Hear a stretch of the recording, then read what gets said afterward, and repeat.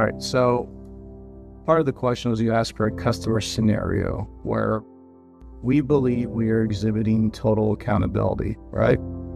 And I have one in my mind. I'm going to not use the customer's name, but started on the service desk. They were having a problem with their network going down. Internet was going down. It was believed to be the firewall. Service desk troubleshot it, quite frankly, for far too longer than they should have. So we got involved and escalated that to the network services team.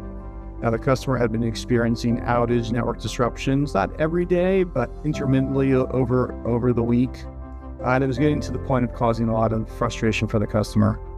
So we stopped everything that the project team was doing, redirected engineers that were on billable projects to work for this customer so that it would resolve their network interruption problems.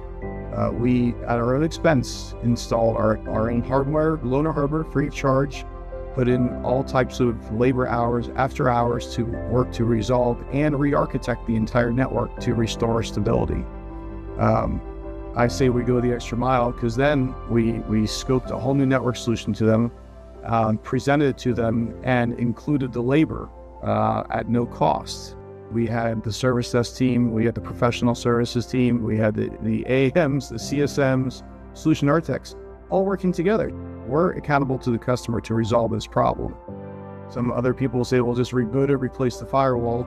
At the end of the day, that wasn't necessarily the problem. It was deeper inside the network, but it took a teamwork approach to really figure out what the problem was and what the resolution was, which ultimately resulted in kind of the need for a whole new network infrastructure, because over the years it had been cobbled together by various IT providers. It's something that we've inherited.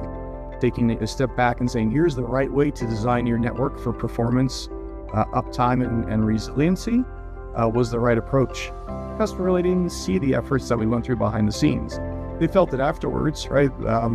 The end result was the customer has a brand new network with 0 points of failure that will last them probably 7 to 10 years if properly maintained.